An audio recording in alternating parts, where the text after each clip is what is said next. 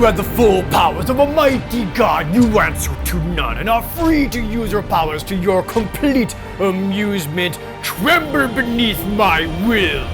You want to go camping? There you go. Isn't this fun? You'd be amazed at what weird games you would end up with as a kid.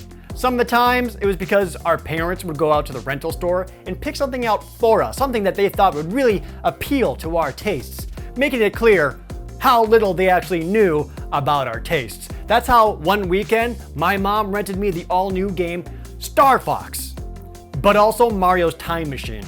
Other times, it's hand-me-downs. Your older sibling or extended family or whatever got done and bored with a game, so they hand it to you. That's how I ended up with a combo disc of Powermonger and Populous II. Powermonger will have to be a topic of discussion some other time. For now, I'd rather focus on Populous, aka the original God game. Populous debuted in 1989 for DOS from Bullfrog Productions, who you may know for making other games like Syndicate, Dungeon Keeper, and Magic Carpet. The most notable man behind these games was Peter Molyneux. He ended up making a lot of different kinds of God games, all the way up until he, thought he was God. To create a real living being in a computer. You? Nervous? I don't believe it. Bullfrog isn't around anymore. They got swallowed up by EA. The E stands for developer and the A stands for graveyard. But in the early 90s, their heyday, Bullfrog made some amazing games, including Populous. Populous is as straightforward as a god game as you can get, as you play as a god and you help your loyal followers so that they in turn power you, allowing you to do battle with other gods.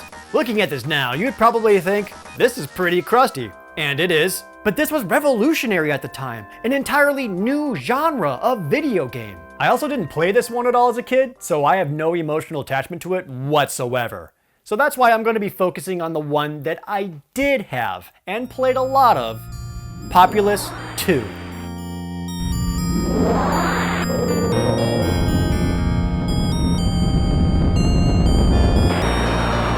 It begins by reminding us how truly special we all are. The creation of our precious blue marble, the formation of oceans and lands, how unique and amazing it all is.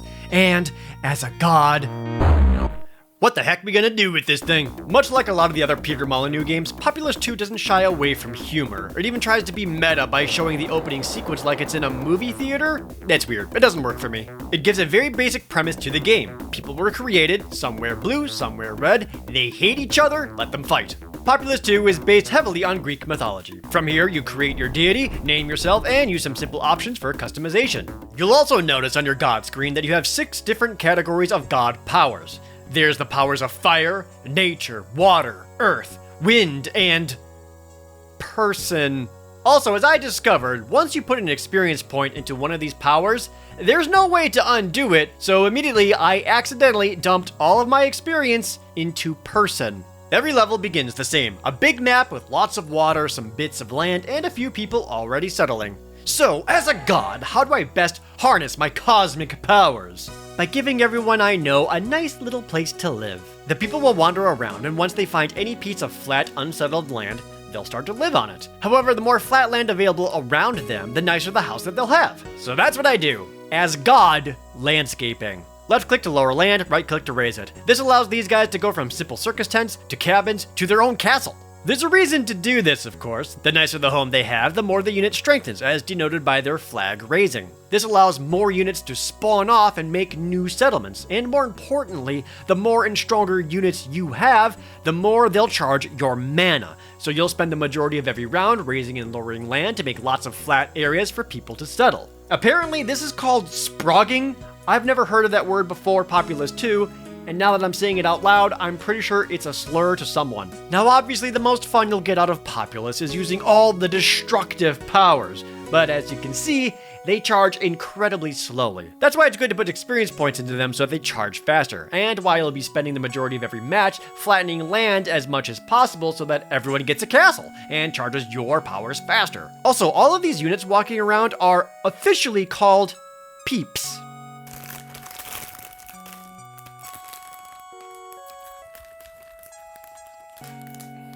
The goal of each map is simple.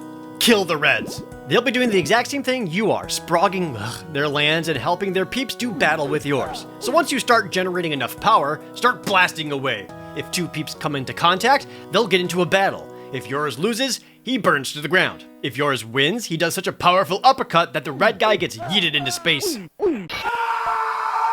Sure, you can just let all of your peeps fight it out, but they're, kinda dumb. Thus, the god powers come in. This can be as simple as disrupting your opponent by messing with their land, or fighting with the CPO to make one sucker drown. Come on, come on, come on, come on, come on, come on, come on. Ah, got him. The arrow slider over here shows you how much mana you have in any element, allowing you to use the different spells available. So with this, I can set a new gathering point, and if enough peeps gather and fusion dance, you can turn them into a powerful warrior with this button. This Spartan will aggressively hunt down enemies, killing them where they stand and burning down their homes. Speaking of burning, the first category is fire, which works as well as you would expect. The simplest one is a pillar of flame, incinerating everything within it while aimlessly wandering. The fire is as dumb as a follower though, because I swear sometimes it intentionally goes straight for some water. The best part is that the fire ruins the land too, so it weakens settlements. You can also rain fire, which looks hilarious, but is a bit less reliable. Way cooler is the volcano option, which not only immediately jacks up all the land where you click, it then makes lava flow down everywhere and intermittently spews fire rain. I always loved the air effects as a kid, for one simple reason. The level 1 power you get is Lightning Strike, which is the most godlike smite I can think of. The best part is that you can click and hold the lightning for as long as you have mana. Well, I hate this house, so I'm gonna go out of my way to ruin it. And this guy? Fuck this guy in particular. Come back later. I'll let you know when I'm done. The level 3 air ability is similar, only it's a massive thunderstorm. It strikes randomly, so it's not as precise, but you can make any area look like London at any given point of the year and just let it do its thing. The level 2 ability is Tornado, which you think would be great, but it doesn't actually harm anyone. For the most part, it just picks people up and then drops them off somewhere out of the way. Though if you're lucky, they may drop into the middle of the ocean. The earth powers are a bit on the lamer side. You can cause a fault line to open up in a direction, which is pretty effective. You can also use the batholith power, and as long as you click and hold, you'll make rocky mountains rise up and just be in the way. The other powers, however, are building a wall and make roads. The worst part about both of these is that it actually ruins the good land, so it'll shrink settlements more than they help. It's very similar to the nature powers. The first one you get makes trees rise up, which I guess is supposed to help you in some way? I don't know. They always seem like a fire hazard to me. The other is plant flowers, which again ruins the land more than it helps. There are swamps and fungus spores, which can cause some death at least, but those are level 3 and level 4 spells. The first ones are worthless. Look at this. These trees aren't trying to kill anyone. Fuck you, nature. The water effects are also pretty random. The level 1 ability is Basalt, which allows you to make cobblestone pathways on water, and cool, I'm using my god powers to be an HOA. At least the level 2 power is Whirlpools. Again, they shift around randomly, but if it goes into land, it'll instantly sink the whole thing. So if you drop one by an enemy's shore, or say drop a few, just a few, it can really mess them up. However, easily the most dangerous is the tidal wave power.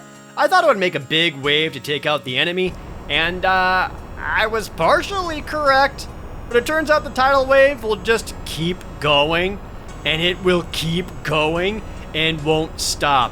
Oh no! Whoopsie doodle! Mistakes were made. Perhaps the most infamous of water effects, though, is the baptismal font. It'll place random pools of water, and if anyone walks into it, they'll pop out having switched sides. They even demonstrated this in the opening cinematic. Here's the thing with all the god powers. It also works on all of your guys. So as funny as the baptismal fonts are, the likelihood of them switching from red to blue and then just walking right back into the same pool is very high. For the most part, all you end up with is annoying sound effects. By the way, there is no music for this game. I've been editing in my own. Each element also has a hero power. Much like how the person element could change people into Spartan warriors, so can the others. And since it's Greek mythology, they all have the perfect Adonis golden ratio. You can also make multiples of the heroes, which means with enough mana, you can have lots and lots of man-ass. I am very surprised at how well sculpted the pixels on those butts are. Someone had to spend time on this. Again, they all have their own characteristics. The generic Spartan warrior. The fire one is just stronger overall. The nature one is weak but splits into two every time it wins a fight. The wind one moves faster. The earth one is just Hercules. The water one is the most unique because it's Helen of Troy. She doesn't kill anyone, but it does make every enemy unit follow behind her in a line, and they won't stop walking until they die of exhaustion. Or until I do this to them. Of course, there is one spell I haven't mentioned yet, and it's the most devastating, powerful, game-ending ability you could possibly use. And it's under the element of person. As you play and continue to sprog, please don't ban me for that word, YouTube, your population grows. You can see the amount of blue population compared to the red using the Colosseum in the upper right-hand corner. Once you have a clear advantage, and you've accumulated enough mana, you can use the ultimate person power, Armageddon! With a simple click, every single person in the world changes into a hero unit, they all run into the center of the map and fight until one side is dead. It's a massacre! A fists-flying, sword-stabbing, ass-to-ass massacre. Once you win, it'll show your score and then a recap screen. Based on your score, you'll be rewarded with more experience points to power up, a time-lapse of how the map was altered throughout the match, some peeps beating each other, and your computer opponent subconsciously thinking about a nutsack. And that's pretty much it. Flatten land, get mana, kill the opponent. Obviously, the most fun thing you can do is mess around with all the different elemental powers, but you're only really gonna win if you use the hero units. So every match is essentially the same, and it gets very repetitive. Well, there's at least one thing you can do to make it easier on yourself. Every match, go into the options and turn Computer Assist to on.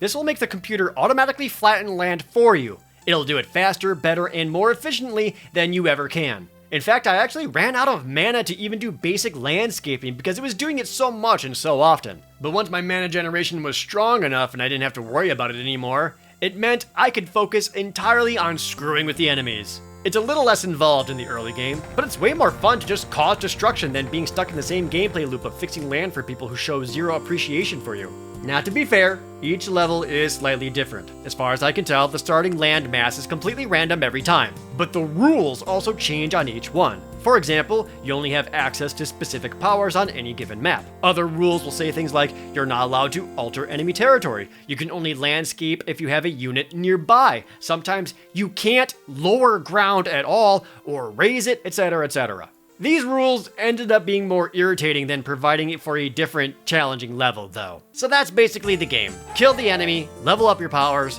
play with them, rinse and repeat. Thankfully, there is a password system for your god, and yeah, cool, got it memorized. You can also look at your enemy god stats every round. For example, this one is slow and sleepy, which, same. There really isn't a story mode, by the way. You select Conquest Map, fight another CPU, and then move on to the next. There isn't a contextual reason for doing this or a connecting narrative, just a lot of levels, which you can change the level name as a code to skip stages, such as this code, which takes me to level 69. Nice. How many levels are there? Well, using this code, I can skip to level 863. There are 1,000 levels in Populous II. Yeah, I am not playing all of those.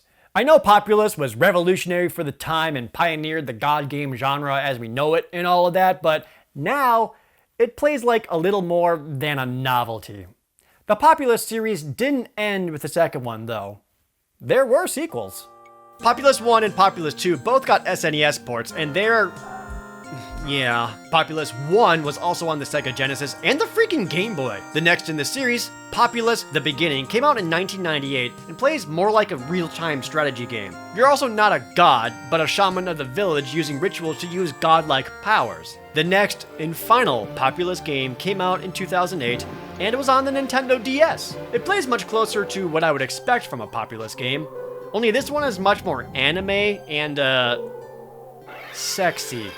Is not very good. Why would they do this? Why would they try to ruin it with stupid, sexy anime girl butts? Did they not realize what Populous was truly about? It was already sexy, thanks to man ass. Ah, right, this guy. Yeah, he can die now.